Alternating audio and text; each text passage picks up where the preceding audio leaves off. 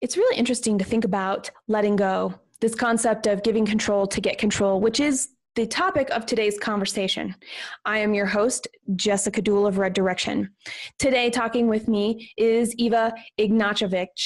She focuses on activities to help keep companies relevant and on target, both with data and behavioral analytics through business development, social media, and marketing. And what you're going to hear us talk about is how do we give control to get control? How do we stand out without being a twisted sister and actually being too far out in left field? How do we make sure other people feel included and useful and stretched at the same time? We'll be back right after this. Welcome to The Voice of Bold Business, the show that provides everything smart leaders need to evaluate situations, build relationships, and create solutions. Jessica Dewell candidly talks about the skills necessary to build tenacity and do more with less. And now, here's Jessica. One of the things, Eva, that I love about having conversations with you on is how many places we can go, how much fun that we can actually have. Even though I think I know where the conversation is going to go, we're going to at least take one twist and turn, maybe more. That's true. Yeah. Okay. And I know when I scheduled this one, I posed the question, right? I posed the question, how can we stand out without knowing what another expects of us at the very beginning of a meeting or an interaction? I know you've been thinking about this, as have I. I already have pages of scribbles that I'm excited to bring to this conversation. I want to hear from you first. Where did that question take you? In the beginning, it was like a simple question. How can we stand out? And then I was like, oh, well, it's not that simple, because we can always say, hey, be yourself, and that will be enough. But actually, that's not so easy, and that's not so simple, because sometimes we don't want to share who we truly are at the very best business meeting or interaction. Not because we're bad people, but because, some things should be shared later during the conversation. And it took me actually to thinking about the context of actual business meeting or actual interaction, and especially in this whole area of digital conversation, because we meet so many people online, we meet so many people on, tweet chats, on Facebook Live videos, we comment. We have a chance to stand out in so many ways, in so many opportunities, but it's all about the context. If we have that first interaction, if we really want to stand out, I think that we have to stick to the topic rather than standing out by just plastering out there something that is like completely unrelated just to stick out. It's a visual I've seen a couple of times online. You have like a line of forks and one is twisted, crooked. Mm-hmm. And yeah, you can stand out, but how do you do it? It's not always the best way to do things. When it comes to that, I think that whatever we are going to interact with in a matter of topic or people that we're going to interact with, I think that we should first think about what's the topic and what's the context and what's the entire group that we are in, because we are not usually in just communication with one person. Today, anyone can go and check out what we posted and shared in comments. Think about who is reading and what is the purpose of that conversation. And is there something meaningful that you would like to share at the beginning? And I think that's a good start. If it's a professional thing, you're just going to go out there and show that you at least know what is this all about. I agree. And instead of twisted fork, I'm going to call you twisted sister, my friend. Sounds good. All right. Me. You brought up really great points.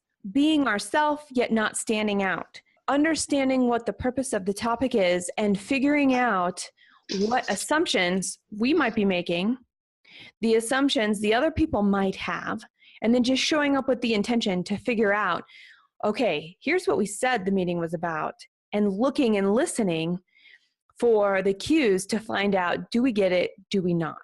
Because every time we show up in a situation, there is a preconceived notion of who we are, what we stand for, and the potential outcome. And if we don't understand what others think about us, which when can we, because we're only in our own minds as much as we think we're in other people's minds, we really just have to take a step back and go, okay, I'm going to be ready for anything. And the intention of this meeting is to find a solution, to come up with an idea, to get through a problem. Whatever that is, having that defined creates an outcome that no matter what the structure, no matter what the flow, no matter how hard or easy the rest of the conversation is, at least that outcome is that beacon, that anchor that we're all working toward. And we can come up with ways to find out, how are we being perceived by this other person or these other people that are around us? I guess first, to be able to know that, and we're talking about, the title of this one is Give Control to Get Control. And when we have this idea of here's what we want, and I go into a meeting and I say, we are going to end this meeting in this period of time, and our outcome is to have a solution identified. Maybe we don't know what we're doing with it yet, but we have a solution identified. So if that's our model for this potential thing, I'm walking in with people I know. I might be walking in with people I don't know. I might be walking in with other departments in my company. I might be walking into a room that has external vendors that I know nothing about. So the first thing I've got to do, when I think about this as control, is how much can I control in a meeting like that? Control is a very interesting topic, especially in this give control to get control dynamic. I'm going to start with a bad use of that approach. They were giving me control to get the control, and they were doing it in a bad way. They were abusing the whole concept. Instead of having someone who works on a project fully immersed and fully dedicated, they actually give control thing to enhance control on what I'm doing. Oh, so it's reverse micromanagement? Well, at the time, I was way younger. I was new to this whole concept, and I didn't recognize it. I don't know, maybe it was a reversed micromanaging, but the thing was that it took me like 2 or 3 weeks just detect that something, because you were immersed into a project, you were given a control, so to speak, and you are happy because of it. Someone paid attention, give you something, and actually the whole thing was used so that I should be put aside in regard to other projects that I could use. Interesting. Give control to get control works in a healthy way. Then you actually have a good relationship within your project manager or with your co-workers, because as leaders, we really need to give an example.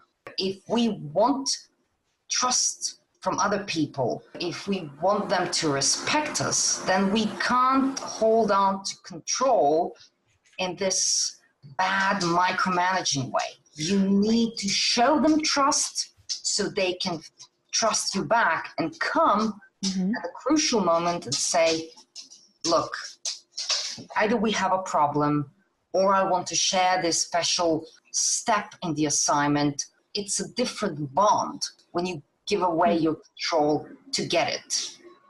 Because it is coming back to the thing of trust and to the whole concept of quality in a relationship.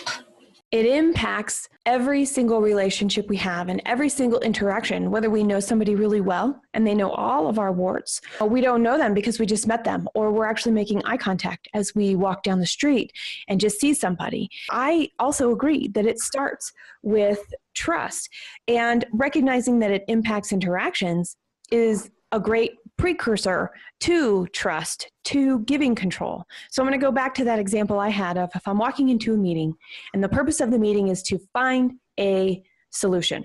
not implement the solution, not figure out how the solution is going to get done, none of that stuff, but to just find the solution. One of the things that's really important that I do is go, okay, who is going to be in this meeting with me? And making sure that me calling the meeting, I have the right people in the meeting with me to make the most of that time. I also have some parameters set up. Okay, so I've got the right people in the room, parameter 1. Parameter 2, we know the outcome. Parameter 3 is, what are our rules of engagement if we get off track? And whose responsibility is it if we get off track to bring us back on? Now, in Girl Scouts, I rotate those things around. Somebody says, here's what our outcome is, here's what we are going to do. Somebody says, okay, these are the people that are in the meeting, and here's who's present, and follows the conversation and takes the notes. And somebody else is responsible to go, okay, I don't think we're on topic anymore, and it's their responsibility to say, hey, how does this relate to the outcome? And so they rotate those around and they practice them. Now, as leaders in organizations, one of the reasons I have these girls doing this is because when they get into teams and when they get into groups and when they are in college and out in the working world, they will have a skill not very many people have. I understand what the roles of running an effective meeting are. And here's what we're going to do. And I can keep track of one of them. But really, as a leader, we need them all. We need all of those pieces. We may give those roles to somebody else to practice and build their skills, which is different than giving up control. I'm just setting the stage though. Are you following me, Eva? Yeah. Okay. Makes sense. When we're talking about giving up control, we're talking about questioning assumptions. We're talking about recognizing other people are going to think differently from their life experience than us, and recognizing that we aren't the end all be all, nor do we have all of the answers. That's why we're bringing these people together in some way. And I'm using a meeting. Everything we're talking about in the sense of meeting or project work actually extrapolates out to the culture of the entire company. And so we're starting small because it's these small things that can make large differences. I said this before, basically the rules of engagement. What are the rules of this? How are we going to speak to each other? How do we get each other back on track? How do we disagree without dissing in the process? We can disagree and still have a really good conversation. Then the next step is we've got to really think about our motives. Because what you were talking about, the situation you were describing where you thought something was happening, but it was actually something else entirely, it sounds like you were misled. That is very disempowering. Not just, okay, I don't have control. Disempowering because you have this feeling that someone appreciates you and rewards you. And it's nothing like that. It's putting you in a corner, actually, by giving you control over something that is strategically not important at all. Are really, really significant. But also for people to give away control, they need to be comfortable with themselves in the first place. Because we all wear those numerous hats during one meeting, or being in one company, or participating in a brainstorming session with people from different parts of the company that you don't meet every day. We have all that all the time. Thing is that if you are reassured, if you have confidence in who you are, what you know, what is your skill, what is your knowledge, then you can have a conversation where you disagree with someone without making it a scene. If you know what you're talking about, then you can have it in a civilized way, and then we can all together measure and see, okay, this path is good, but this one is even better one. Or we can come to something completely different, and we can say, actually, we should combine these two things. And all that goes within that scope of giving up control, because something yours was accepted, but not the other thing. You need to understand that you don't have all the answers. And that's why we as humans, as species, we work together. That's the point. Because we don't always have that ability to look at things from all the angles. You talked about trust. And I actually think trust comes before empowerment can occur. What do you think about that? Absolutely. We don't talk about trust that is like absolute. We talk about trust in a professional sense in this point. I trust you based on your some kind of previous merits or your CV or your skills or, I don't know, your participation in a meeting 2 weeks ago. I trust you that you can deal with this specific task. Trust is never absolute. You can always make a mistake. That should not prevent us from giving up the whole power thing, the whole control thing. Among other things, because we can't do everything on our own.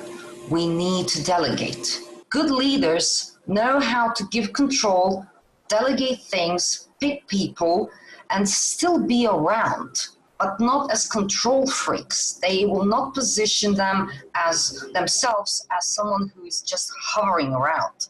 They are in projects in a way that is more human. They offer support.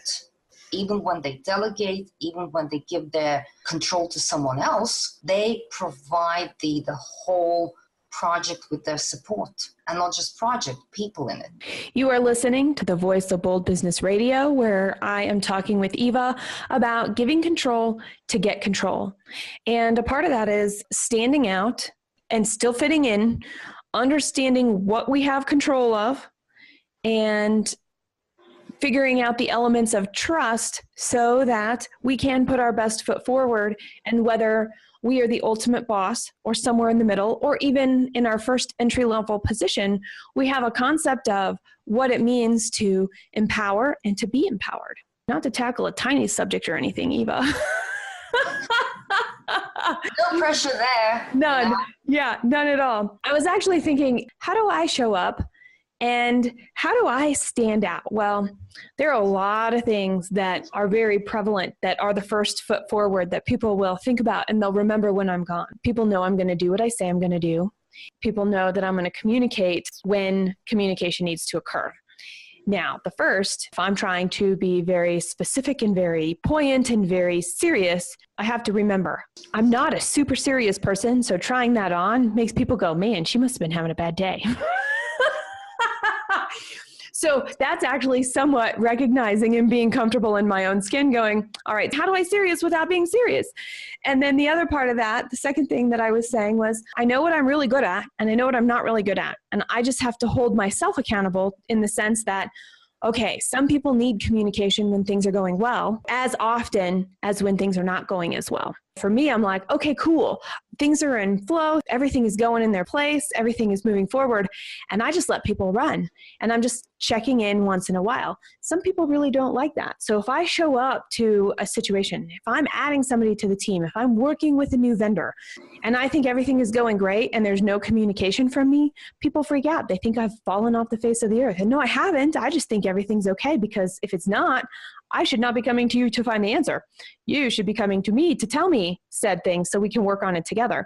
And so sometimes that space that I give seems a little bit too big and too overwhelming. What I have done to try and improve, and that I'm continuing to practice, being able to say out loud, here's where I'm really good, and here are the things that I really care about. And if I'm not included in these areas, I'm probably going to change the direction. Right? These are my sticking points. These are the things, this is really important to me. And then I've got the things that I want to be apprised of, and I want to be involved with, at least knowing what's going on, having a pulse of these things. And if you ask me a question and I don't get back to you, I forfeit my right to be involved. And I do that because I'm like, well, if I'm the holdup, I can't be the holdup. If I'm the bottleneck, stuff doesn't get done. This whole thing, this concept of giving control to get control, I think is a lifelong journey, at least for me, because heck, I'm 39 and I'm just now realizing whatever I am doing and how I'm showing up actually has a place without being a twisted sister. For me personally, it took me a while to get to the point where I'm comfortable by saying, look, that's not my area of expertise. Right. I don't know that, or I don't know that enough, but I know who should we ask. And also, I love how you mentioned giving a lot of space to people. But the thing with people is They want space, but they also need structure. There's this constant battle. Do I want to be free? No, I want structure. If people are left too long on their own devices, they might procrastinate, or they just fell off the grid, or they avoid certain topics. So, there's constant battle between those two sides, giving space or taking away space, because that's the right thing to do at that specific moment. The constant journey that you're talking about, I think it's a constant journey for everyone, because we are all humans. We all have our faults, without weaknesses, that a good leader knows where to push and when to pull back. And we all learn that as we go. It's not something that you just wake up one day and you say, oh yeah, I have a perfect equation. And from now on, I'm going to do exactly this by the number. It doesn't work that way. Being transparent, being open in communication, telling people the way things are without being a jerk. This goes without saying. It's easy to be authentic if you're a jerk, because you always go out and you don't care. But if you care about people you work with, if you care about your co-workers or your team members or even your customers or clients, then going out there and saying and calling things out the way they are in a professional way is the best way to show that you are okay with giving that control and that they can trust you, actually. We're talking about, and haven't actually said, expectation. If I know what my expectation is, I can show up and be able to say, here's my expectation. If you don't know or don't ask me back in that conversation, let's say it's you and me, I might ask, Eva, what are your expectations of me? Let's get this on the table so we understand, because what that does for both of us, we can find out, oh, I might have something I thought was a truth that is actually an assumption here. I thought we were on the same page here, but we're actually not on the same page here. And now we have a gap that we have identified that may or may not add to the benefit of the outcome, but needing to know that those exist. So actually saying, hey, expectations, here we are. And then everybody, you and I, being able to work with those within our agreement, because we can always go back to that, right? Oh, well, not only is our intention whatever our intention is, you had shared your expectation was this, and I can say, and based off of what's happening, we are off track with that expectation, and I want to make sure we're addressing it. So you're not feeling anything, the outcome is not diluted or totally missed, and you hopefully would do the same to me because I'm modeling that, right? In this scenario, I'm modeling. In other scenarios, you might be the one modeling, and I might be going, yeah, that is the way it should go. And when we have those good interactions that start with expectations, that have modeling of the behaviors and bringing those expectations in throughout the interaction and the project and day-to-day life at our work, we can see patterns. We can see patterns. Oh, I know when Eva's doing this, she doesn't want to be bothered until she's done because she's in this flow moment. Or, oh, here's Jessica, and based off of the language she's using, she's got very little patience, because I have to tell you, I have patience to the moon and back until I don't. Usually how it goes. You know, right? Have patience until the moon and back. Exactly. And then it's like, okay, we're done. Those are the cues that she's running out of patience. Those are things people can observe about me, and I can observe about others in a space over time. And that's one of those cool things about trust, is that it takes time. So if we knew the expectations from the get-go, and we're taking the time to watch and learn and see and show up and bring those expectations to the forefront, now we have a place, a space where somebody can come to me in confidence and go, I got this thing over here and it has nothing to do with what we're doing. I know it's going to affect my work. I know I'm not going to be as available for a while. I'm going to be distracted, and I want you to know why. Now I've got trust. This person's trust. They're giving me something that's important to them that they may or may not be sharing with anybody else. And then what do I have to do? I have to guard that. So if somebody else comes to me on the team and goes, so-and-so is just totally distracted and they're dropping the ball, what can I do? I don't throw anybody under the bus. I'm like, I really appreciate you letting me know. I'll watch that a little bit closer. What are you doing to pick up the slack right now? Because what is that? That's an invitation to step up, take responsibility, and be a team player. Whenever we talk about any business topic, we actually talk about how things should be. That's a good thing because we present a model of a behavior that is productive. The problem with all that is that people, and I don't have a logical explanation for this, I really don't. People tend to listen to things. They say, yeah, interesting, I'll do that. This is good, great advice. And then they go on the same way they used to do that before they heard the insight and advice. I have to say that before anything happens, before conversation, before that building trust, even giving control, the expectations that you mentioned, probably the most crucial element before anything. People are different. Sometimes people tend to think that when you are transparent, when you set up expectations, that you are leading them on.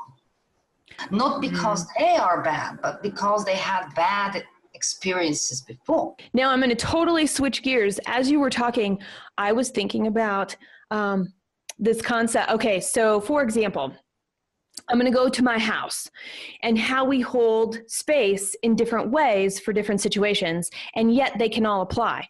We are at work more than we are at our homes in a day.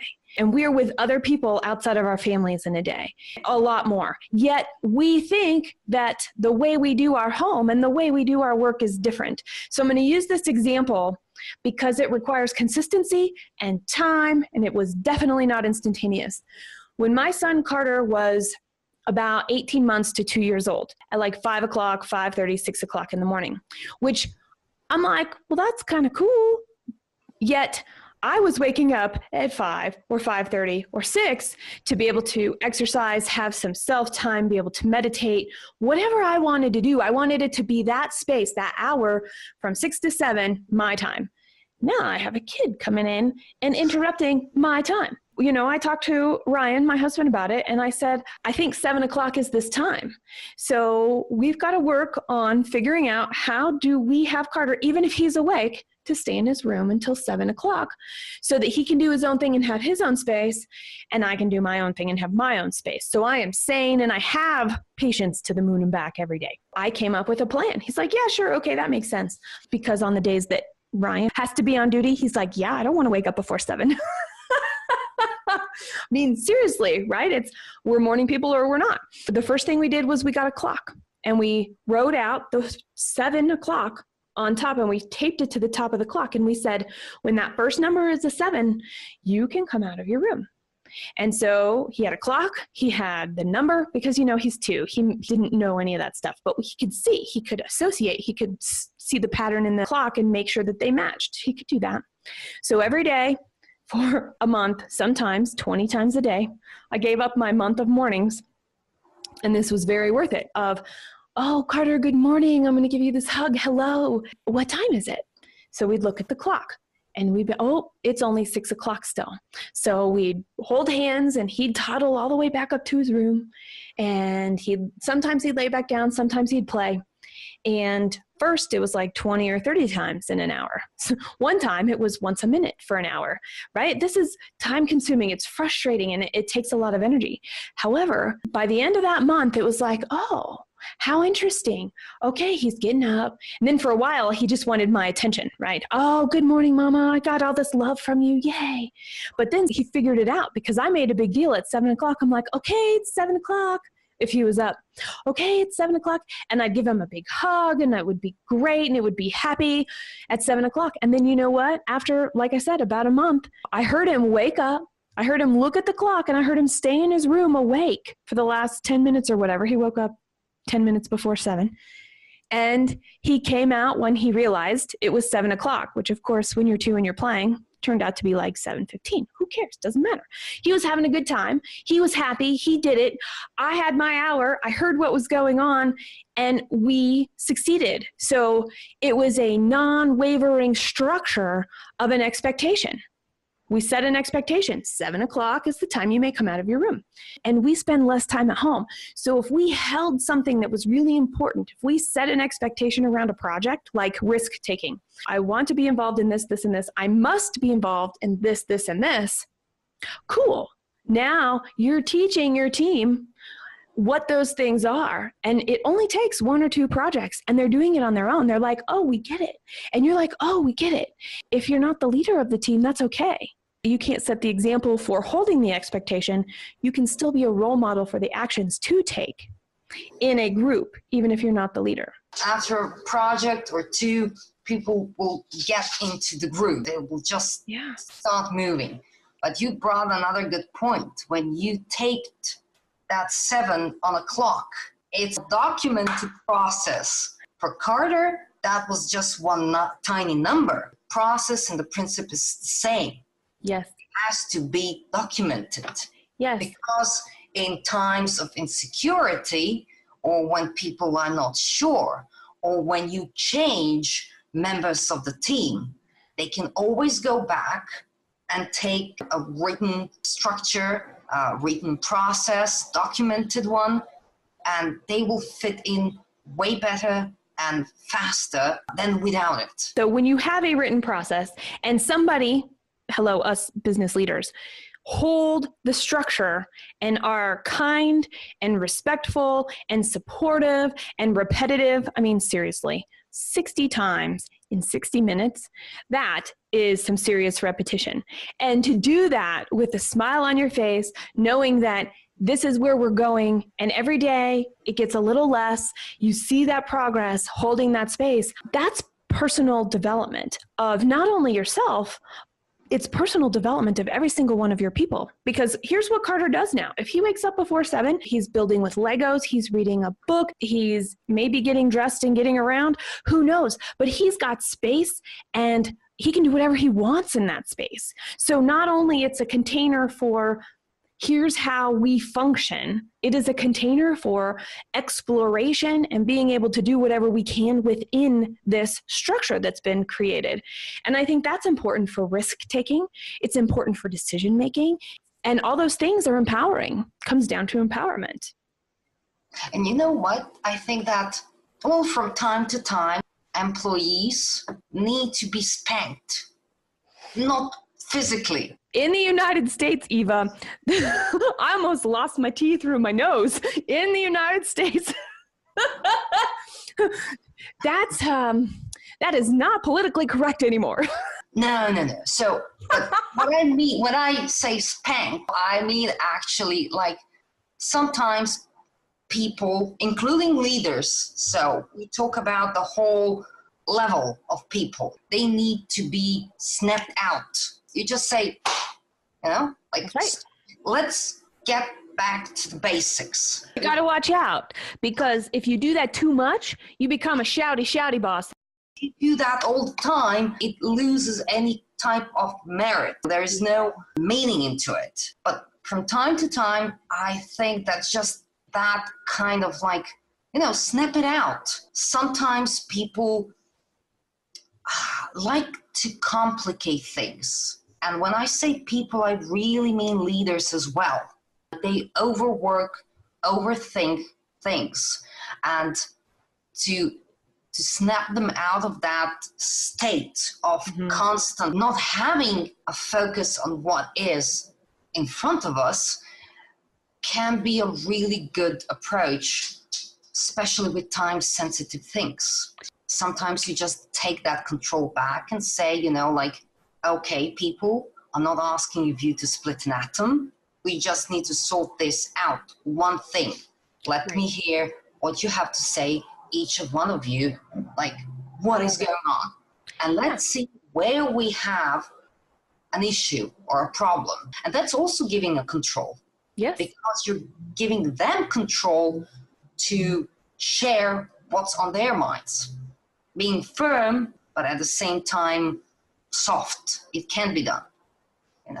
Okay, you listened, you heard the Twisted Sisters right here, Iva and myself, talking about standing out, not taking things for granted, understanding that other people will have different expectations of us when we first show up to a meeting. And what do we do with all that stuff? We talked about being ourselves. We talked about sticking to the topic. We talked about empowerment. We talked about trust. We talked about which order they go in. We talked about an example of holding a structure to get where we want to go, and the fact that it does take time. And we must be willing to put in the work to make it happen. Because when we, business leaders, put in the work, our teams are the ones that benefit, that grow, that thrive, that develop, and get new ideas that we never thought possible for our teams. Not to mention a pretty snazzy culture, too. So when we practice steps to build trust and build empowerment of our people, we're able to improve the speed at which we connect, produce, and move to the next project by knowing clear expectations along the way. This is the Voice of Bold Business Radio for leaders in business. You will find all the program notes at voiceofboldbusiness.com/P81. That is voiceofboldbusiness.com/P for program 81. You can also search Give Control to Get Control. Don't forget, now that you've listened, it's time to rate our program, leave a comment, and subscribe, because every Tuesday and Friday, we have programs that will air and be delivered directly to your preferred listening platform, which includes YouTube, iTunes, Stitcher, and more. Visit the website to find out our whole list. Your experience defines what it means to be a leader today. It is bold to go after solutions, take action, and make decisions. Remember, give control to get control. Subscribe at thevoiceofboldbusiness.com and get more information, program notes, and past episodes. Bold leaders approach each situation and focus on action to achieve a higher level of leadership. Jessica Dewell, your business advocate, is the host of the Voice of Bold Business Radio. Thank you for joining us.